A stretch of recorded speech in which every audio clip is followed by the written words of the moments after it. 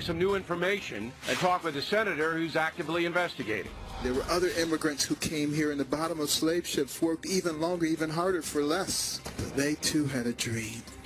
The new HUD Secretary Ben Carson under fire for calling slaves immigrants. We'll take a look at that situation.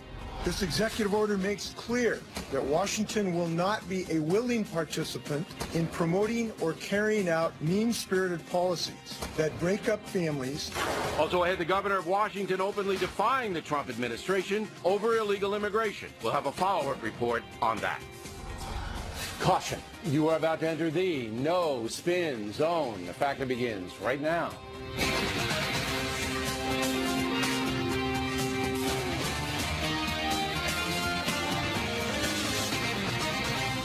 Hi, I'm Bill O'Reilly. Thanks for watching us tonight. Investigating national security leaks. That is the subject of this evening's Talking Points memo. Coming out of all the chaos surrounding the Russian hacking and President Trump's allegation that President Obama somehow tapped the Trump Tower during the campaign should be indictments against those who leak national security information. So out of chaos may come justice. Let's hope so. As we reported last night, there are only two stone-cold facts that we can report in this entire debacle. First, that General Michael Flynn was captured on a wiretap talking to the Russian ambassador, perhaps from Flynn's office in the Trump Tower. That tap happened, but we don't know who ordered it or how it went down. Obviously, the American people are entitled to know. Second fact is twofold. Someone leaked the conversations between Flynn and the Russian ambassador to the press. That's a felony, so we need to know who the leaker is.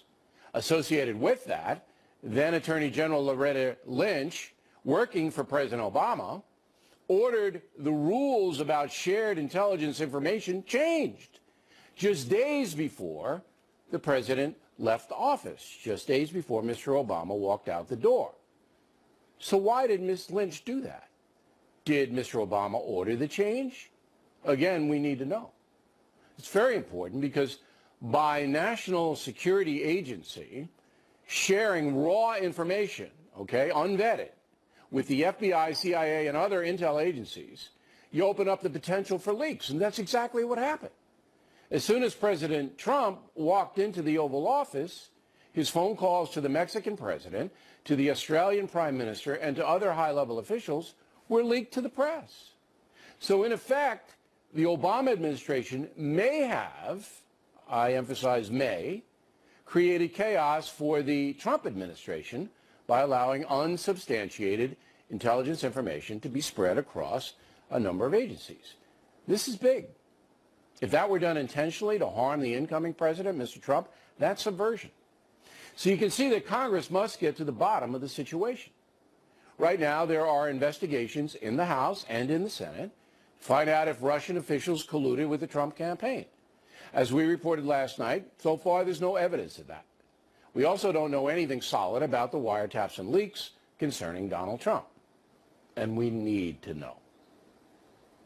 And that's a memo. Now for the top story. Joining us from Washington is Senator Tom Cotton, who is a member of the Senate Intelligence Committee, which is investigating what we laid out in the memo. Senator Cotton also met with President Trump earlier today. So, Senator, tell me about that meeting. What happened? Hey, Bill, it's great to be on with you. So Senator David Perdue of Georgia and I went to the White House to meet with President Trump. We had a very good, productive meeting. We talked about steps he's already taken to get the economy moving, what we're going to have to do in tandem as a Congress with the president, especially on Obamacare and tax cuts, to get the economy growing even faster, to create more jobs, and then in particular, legislation that David Perdue and I have that would try to reorient our legal immigration system away from mass unskilled immigration, which has had such a negative effect on working class wages in America, and moving it towards high-skilled and ultra-high-skilled immigration, as President Trump has said he wants to do. Okay, all right, and we'll get to that in a little while. Did you ask President Trump if he had any information he'd like to give you as a member of the Senate Intelligence Committee, backing up the assertion that President Obama tapped the Trump Tower? Did you ask him about that? No, Bill. We talked about the economy, Obamacare, taxes, and immigration. Were you curious about that? I mean, if, you know, So our inquiry and our review on the Intelligence Committee is moving forward at a good pace. We just got access to a lot of very important documents that otherwise would be very closely restricted. I would point out that it was the Trump administration that gave us that access, not the Obama administration. So far, the level of cooperation we've received has been very thorough, and I look forward to moving as quickly as we can in the Intelligence Committee and making as much of our conclusions as public as we can. I hope you do that. Now, it's a twofold investigation, though, right? Was there collusion between the Trump campaign and Russia? And then, who's leaking out all this stuff? Are you investigating that, the leaks? Well, Bill, I'd actually step back from those two items to the previous matter. The way this all started was the conclusions of the intelligence community that it was Russian intelligence services behind the hacking and the disclosure of emails from the Democratic National Committee and from Hillary Clinton's campaign chairman. We're digging very deeply into that assessment to analyze the intelligence that supports those conclusions. In recent months, as you say, there have been numerous leaks that allege some very fantastical claims about relationships between Donald Trump associates and Russian intelligence officials. That is going to be part of our inquiry as well. But you're very right that these leaks, regardless the contents of them, are damaging to national security and raise the prospect of serious criminal behavior because they reveal potentially what the United States government knows, what it doesn't know, and therefore what it has the capability of knowing, which we do not want our adversaries like Russia or North Korea, Iran, China. Sure. I mean, it opens up all kinds of things. But I'm a simple man. I don't know whether you know that. You're from Arkansas. But even down south, they know I'm simple. And I want to know who ordered the wiretap on the Russian ambassador, which picked up General Flynn at, we think, the Trump Tower, but we're not 100% sure. I want to know what agency authorized that. Do you know? Can you tell me tonight who authorized that tap on the Russian ambassador? Bill, I'd prefer not to speak about what surveillance orders may or may not have been in place because it is a classified matter. But let me, all right, do you know who ordered it? Bill, as a member of the intelligence community, I am aware of and I follow closely what our intelligence agencies do. Now we're getting somewhere. You know who did it, okay? And I understand if it's classified, but President Trump could make it unclassified like that. Boom. Well, he could say it's not classified anymore, and then you could tell me who ordered it. But let's hope he does that. So the president does have that kind of declassification authority. I have suggested that some leaders of the intelligence community might want to make some kind of public statement, but I understand the reluctance of them and potentially President Trump as well, because those kinds of statements, those kinds of disclosures do threaten the collection methods that we have all around the world. It has to be done in an orderly way, but now let me take the next step. You know who did it, what agency did it. So you know who had the transcript made of it, because the agency who tapped had to make the transcript. Then the transcript is leaked, so that you know which agency has to be investigated to find the leaker, correct? Well, yeah, and Bill, I'd make 2 points about that. First, we've seen media reports that suggested Obama administration officials intentionally spread intelligence information widely, to include just raising it in meetings when it might have been inappropriate to do so. They claimed it was to try to preserve the intelligence. I suspect it was much more likely that they were trying to get it to leak. And then second, something that many Americans don't realize, the FBI is not just a law enforcement service, it's also our main counterintelligence service. The FBI is part of the Department of Justice. The Department of Justice until January 20th was run by Obama political appointees. And the main consumer of intelligence from the intelligence services is the White House and specifically the National Security Council. So you have many partisan Democrats who are receiving this information, and I think there's a good chance that you might want to look to some of those partisan Democrats who left office on January 20th and are now being identified as former U.S. officials if you want to know where some of these leaks are coming from. Well, I suspect the FBI is doing just that. You're pointing a finger at the FBI, that the leaks may have come from the FBI. No, Bill. What I'm saying is that when the FBI is part of the Department of Justice, and the Department of Justice until January 20th, which was a recipient and consumer of FBI intelligence materials, was run by partisan Obama Democrats. No, all right, but we want to find out who tapped the Russian ambassador and General Flynn, where it happened, and then who transcribed the conversation and leaked it to the Washington Post. I mean, again, I'm a simple man. That's what we need to know.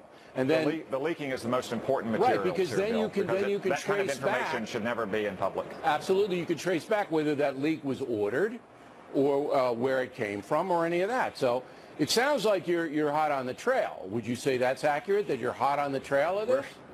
We're moving forward very quickly, and we're trying to examine all aspects of it, Bill. Let's say that. All right. Now we only have a minute. Your new immigration vision is to limit the number of legal migrants who come here for work. Is that correct? That's right, Bill. We want to refocus legal immigration on high-skilled and ultra-high-skilled immigrants who can contribute to our economy. They won't need to use any kind of public welfare benefits, and that'll mean higher wages for working Americans. Okay, but what about the agricultural industry and the service industries, construction industries, who need unskilled labor to fill those jobs, particularly in agriculture?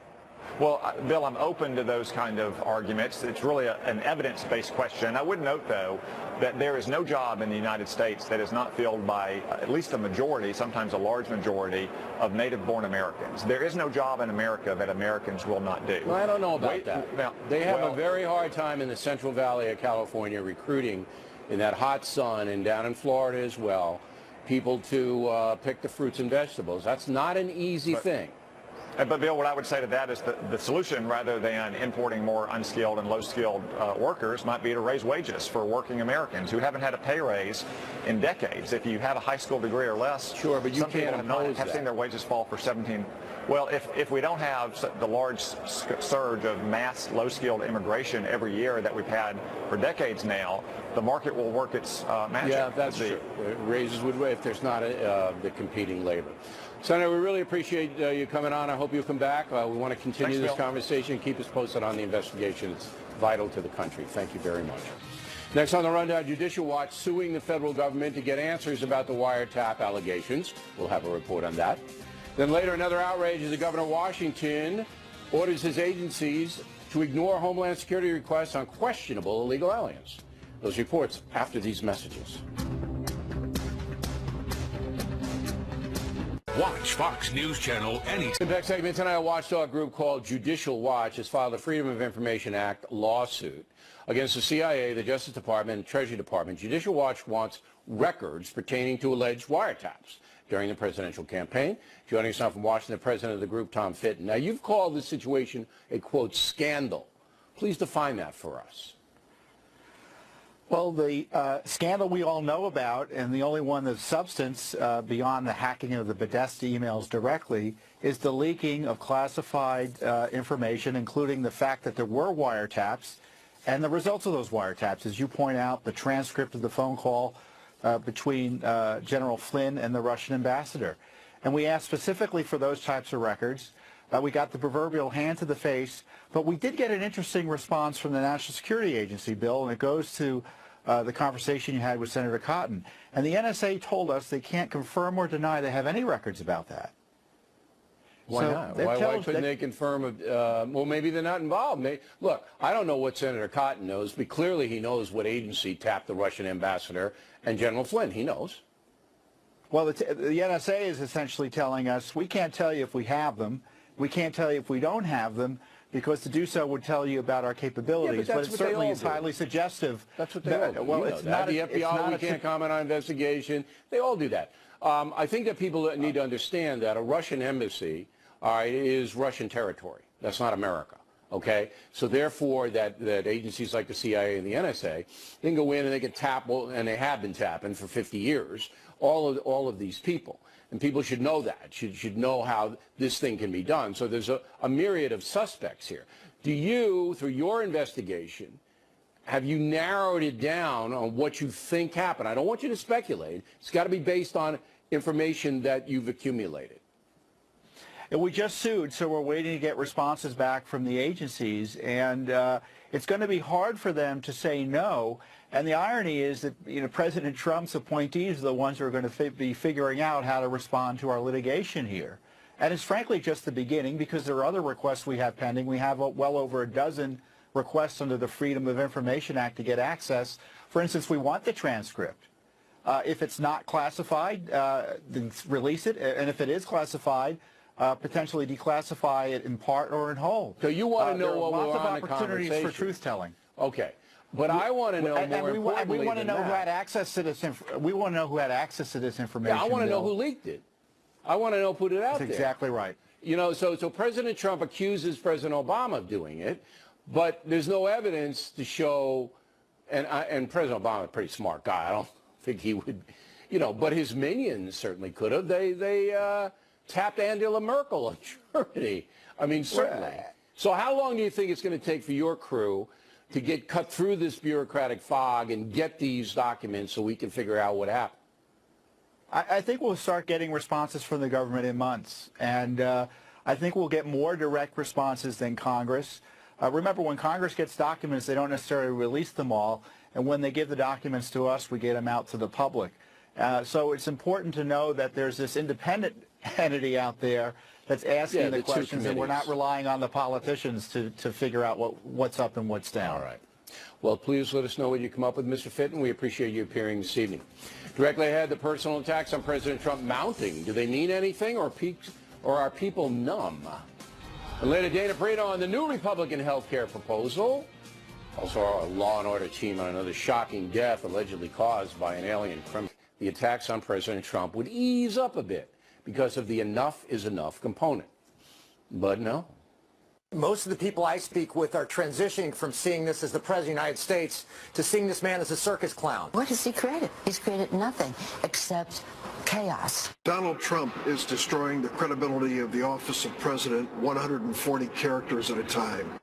Joining us now from Washington to analyze, Lisa Booth and Juan Williams. So I'm not getting this, Juan. What is the benefit of, you know, a senator, a congressperson, and a former CIA guy who nobody knows who want to insult personally the President of the United States? What's the benefit of that? Well, you know, typically there's a great deal of deference given to the president, given all the pressures and responsibilities and the fact that we want to revere our leader, you know, our American president. I think in this case, though, Bill, some of this has to do with the history going back to Clinton and impeachment, Bush and weapons of mass destruction. And don't forget, Obama and his, you know, where was he born, the birther movement, started by none other than Donald Trump. So I think a lot of people think they are punching back at Donald Trump. Right, but is there any benefit? Is there any benefit for these people to spout this vitriol? What's the benefit? Well, I think they feel that they are responding to someone who is insulting them. In a personal way. Do you see any benefit, Lisa? Well, I think for the members of Congress, it's to hunker down and placate the left, the liberal base. That's their audience in this effort to try to delegitimize Donald Trump. So and that's you think that they're getting votes, they think they're getting votes by demeaning him personally? That's what I think for some of these members, particularly someone like Nancy Pelosi, absolutely. I think she's placating, she's pandering to the left. She's pandering to the progressive base. But I think the problem here, Bill, is with the media and the sensationalized rhetoric and coverage that we've seen from the media, because I think that in their effort to try to discredit President Trump, they've discredited themselves. And I think John Dickerson, CBS's John Dickerson, was absolutely right when he said that the media didn't need Trump to discredit them. They did it themselves. I agree with you. And what do you think about that, Juan? I think the media has damaged itself almost beyond repair with its obvious hatred of President Trump. You know, there's a difference between issues and just trying to destroy somebody. So what do you think about Lisa's point the media has hurt itself? No, I think if you look, I just look at the numbers. The ratings are up across the board for conservative and liberal outlets. Newspapers are selling more copies. People are very plugged into what's going on. I don't think it's fair to blame the press. And if you look at the polls, the people don't have a high opinion of the press, so you can pick on them pretty easily. But the reality is here that Donald Trump sends out tweets. He knows how to get around the press anytime he likes. So I think a lot of this has to do with the character of the president. So you don't think the press has damaged itself, its credibility in this country by all this hate? You don't think so? Oh, look, Bill, you know, I think it's a sewer, and you know, you and I have had discussions about the internet and all that. But no, I think that a lot of these people, contrary to what Lisa said about Pelosi, this is not about getting votes at this point. I think there are a lot of people who feel like Donald Trump goes over the line. And so they have to try to destroy him. All right, Lisa, last word. Well, Bill, I think the irony of this is the entire Russia narrative that is being driven by the media without a shred of evidence that there was collusion or any influence over the election. The idea behind it is the concern of just the driving of distrust in institutions. But we're doing a good enough job on its own when you've got the media driving narratives without a shred of evidence. You've got Democrats calling for the abolishment of the Electoral College or calling electors to defect. We're doing a good enough job on our own of building that distrust in various institutions. Gotta go. Thank you, guys. Plenty more Heads of Fact and Moves Along this evening. Is the Republican version of Obamacare good for you, the solid American citizen? Dana Perino has some thoughts. And more illegal alien criminal chaos. This time, a Los Angeles woman killed allegedly by a man deported 5 times. Hope you stay tuned for those reports. Back to follow-up segment tonight. As we reported last night, Republicans in the House have put forth a new version of Obamacare. It keeps some of the provisions, like you can't be denied health insurance because of a pre-existing condition. But it does away with people being forced to buy health insurance and direct subsidies to folks who can't afford it. It is expected most Democrats will reject the new health care proposal. Some conservatives don't like it either. Here now to explain further, Dana Perino goes to the 5. You like this proposal? Well, it's the issue that never goes away. No. It's the gift that keeps on giving. I have to tell the audience, I just don't know enough about the inner workings. But to me, a simple man, that's the theme of this program, it comes down to whether the folks will get the doctor they want for a price they can afford. Isn't that what it comes down to? It does, and it also comes down to fulfilling a campaign promise. Republicans, including President Trump, campaigned saying, we will replace Obamacare and we're going to make it great. Okay, but then you have conservatives coming out, this is the worst thing in the world, this is a sellout, because they don't like the tax credits given to people, and that's, again, free money. And they also don't like the fact that the Medicaid expansion was allowed to stay in, and also in this particular bill, this is like one of the specifics. In this version in the House, you can't actually deal with selling insurance across state lines. Yeah, but they say that's going to be reconciled. So it's taken a while. What I thought was interesting is that when you think of Obamacare, when President Obama worked on that, 58 speeches, a lot of political capital spent. Right. He was able to keep Democrats all in agreement, right? Yeah. But he spent a lot of time, a huge amount of political capital. And I wonder if President Trump is going to be willing to do the same thing, because already Republicans, you see, well, you got Rand Paul doesn't like it, and then you have some, pretty Freedom Caucus people. Yeah, they just don't want. But they have some legitimate gripes. I'm sure, because a massive bill like this, it can't be perfect. I mean, I'm not espousing the bill. Again, I just want the people of the country to have the ability to get health insurance. If they don't have any money, I think we got to help them out.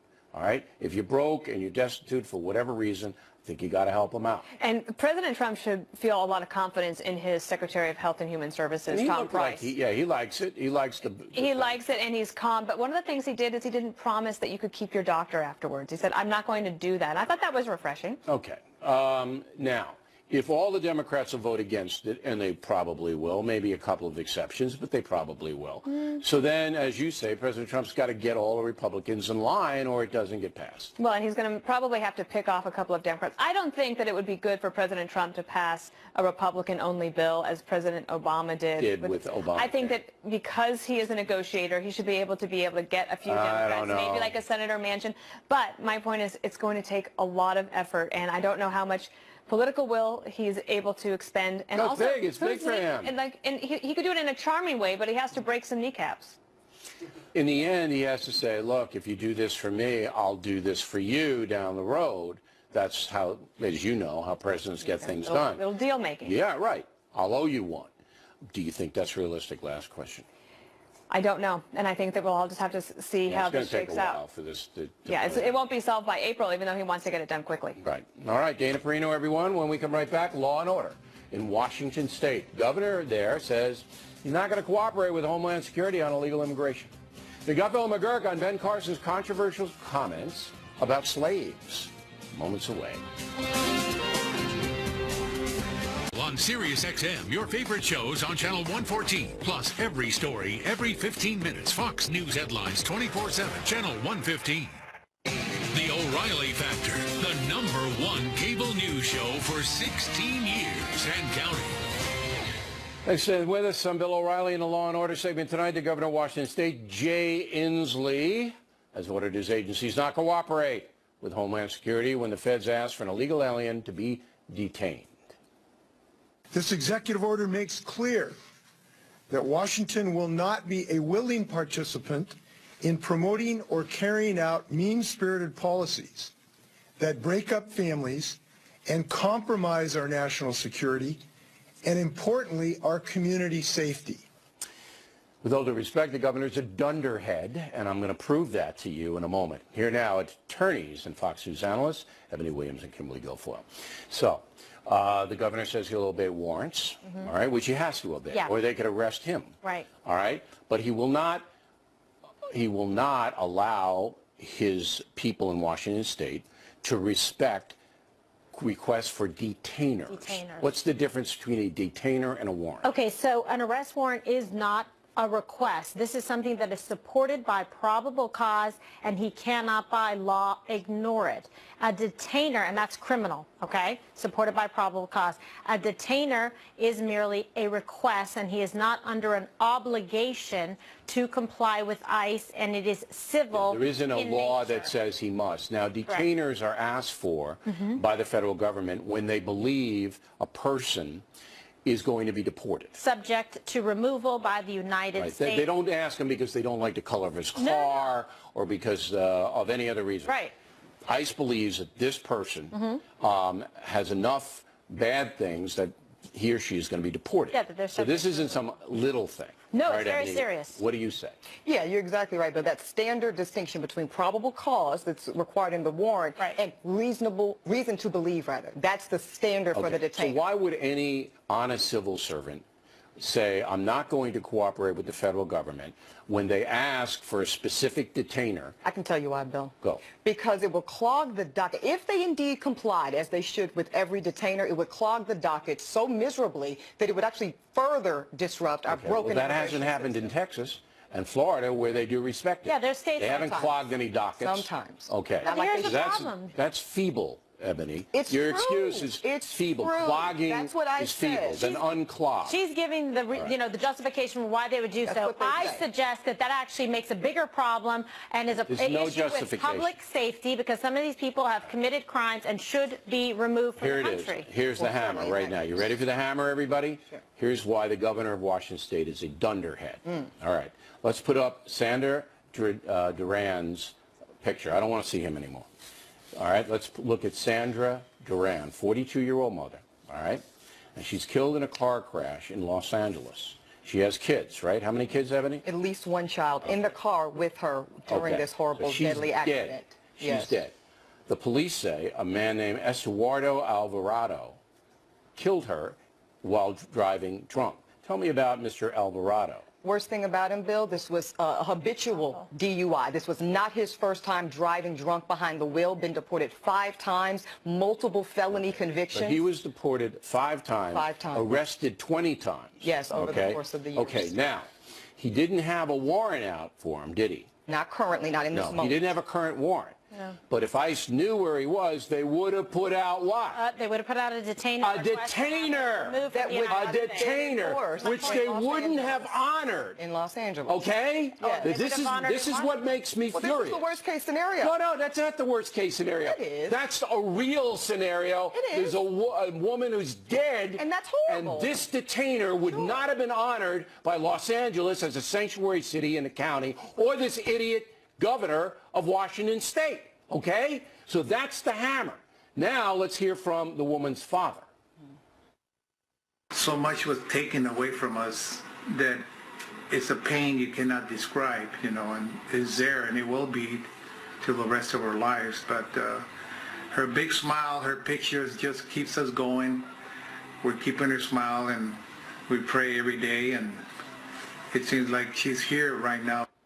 All right, so now there's a child without a mother, And this man was deported 5 times.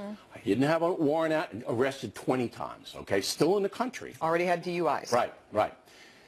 And if ICE knew where he was, they would have asked L.A. for, as we said, for a detainer, and it would have been turned down. L.A., New York, This Washington. is why I'm just crazed about this, and Kate's law should be passed. You're absolutely right, and this is Because then the guy would have been in jail for defying deportation. Right. And you don't even need to see the hundreds of cases like this that happen across the country. One of them is sufficient reason for them to uphold the law and honor the request. Right, so Kate Steinle is dead, and now Sandra Duran is dead. Right. But Kate's law still isn't passed, because if you had Kate's law, the guy who did this, Ebony, could have been swept off the street and put into prison right there. He also should have never been back in the country, Bill. Okay, that's why they want to build the wall. That's the other issue. That's why they want to build the wall. We already had reason to know this guy was deadly and dangerous, Bill. He should have never been back. But he's an habitual offender and a criminal But it's not an isolated worst case. No, it's not isolated. But It's that's just the point. That's why it's a detriment to public safety, and those removal orders need to be honored. It's got to be fast-tracked. All right, I just want to mention that Ms. Guilfoyle is on the podcast, the Factor podcast. Yeah, Robert and Samuel she's interviewed telling all her secrets, and we appreciate it, ladies. Gutfeld and McGurk on deck. Ben Carson fielding some controversy about slavery. The boys are next. Back in the book segment tonight, what the heck just happened? New Secretary of Housing and Urban Development, Ben Carson, spoke about opportunity yesterday. That's what America is about. A land of dreams and opportunity. There were other immigrants who came here in the bottom of slave ships, worked even longer, even harder for less. But they too had a dream that one day their sons, daughters, grandsons, granddaughters, great-grandsons, great-granddaughters might pursue prosperity and happiness in this land. Now, by calling slaves immigrants, Dr. Carson's getting hammered.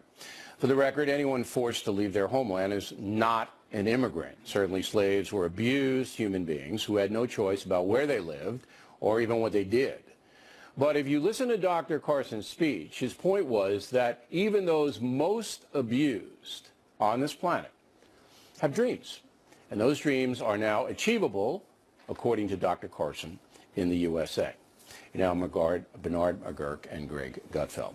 I always think that before you condemn someone for a mistake, a verbal mistake, Gutfeld, of which you make tons of them every single day. Not like that one. No. But it wasn't done out of malice, and it wasn't done for any other purpose other than to make a point that America is a land of opportunity. Now, Dr. Carson has, I wouldn't say apologized, but he's issued a statement that says, you know, look, it's not what I meant here. The slave narrative and immigrant narrative are two entirely different experiences. So he does acknowledge his mistake. But should he be crucified for this? No, I don't think so. I mean, it depends on who says this sort of thing. When Ben Carson says it, it's idiotic. But when President Obama says it, it's brilliant. You know, he made the same comparison, slaves as immigrants, at and I didn't know that. At a naturalization ceremony in 2015 and also in 2012. The Federalist has a list of the times that he has made these comparisons. So it is out there. The fact is, he made a decent point about the American dream, but he kind of stooped. It's like you're not. Was President Obama's? Because you're catching me by surprise. Okay. I did not know that. Was his point the same thing about? Yeah, he said that immigrants all the people that are here, our ancestors, share a commonality. We came from somewhere else. Some by slave ships. Some by the Rio Grande. So he said he was. He might have been more eloquent, but he was also President Obama. So you get more slack in the media. You wouldn't, yeah. No, what do you say? It's to stipulate in defense of Dr. Carson, he was speaking extemporaneously. They weren't prepared remarks. Maybe he should have had prepared remarks. But that's a big one, though, as Gutfeld pointed out. You've got to, whenever you're talking about slavery, which was so horrendous and still has an impact to this day, all right? You've got to really, it's almost like talking about the Holocaust. Oratorically, very, very, very. Oratorically, it's like leaving a sponge or a scalpel in the brain after surgery. Yeah, absolutely. You've got to really be careful. But when you're a black Trump supporter or official, you definitely, you're in the leftist crosshairs. You have to be very. Sure, they want to get him, and I don't think, and that's my point. I don't think it was ill intent here. And I think that this was actually a good thing, so you open discussion about slavery, because I don't think a lot of Americans know how bad that was. And you know, we kind of slough it off, but we shouldn't. We should talk about it, Gradfeld. You know what? You can't talk about it enough. There's another point that he was talking about. He was talking about how you could electrically stimulate a brain so that you can recall reading a book that you read 50 years ago. And I thought, why don't you just go and buy the book? This was in the same speech? Yes. He was going through a lot of Yes, he was trying to give advice to these Listen, on the bright side, Bill, it wasn't Jeff Sessions who said this. He would have got speaking of crucified. And yeah, the double standard, too. A guy like Keith Ellison can sit on his butt during a standing ovation for a Navy widow SEAL, and you barely hear boo about that, but a guy like Ben Carson, because they hate him. They want him to fail. They want him and Trump to fail miserably, so they're going to come after him. Yeah, and I don't think the doctor deserves that. I think the doctor is a compassionate man. I'm glad he's in that position. I think he's going to do some good in that position, because his message is twofold. Self-reliance, right, which is really the way that people who are deprived have to do it. You know, which is what he did. Right. And that this country does offer opportunity if you're willing to work hard for it. And that message was what he got diverted on with the slave thing. So we all forgive him here on the factor? Oh, absolutely. I'm not sure yet. No, you're still, yeah? You're a tough man, Gus. I am a tough man. I forgive you for wearing that shirt. I think we should have Dobbs and Ducey here. We need an all-white man panel. Okay, let's just generalize about white guys, all right? Let's just do that. That's a good subject. All right, gentlemen. Factor tip of the day, another plea for sanity on cable news by me. The tip, moments away.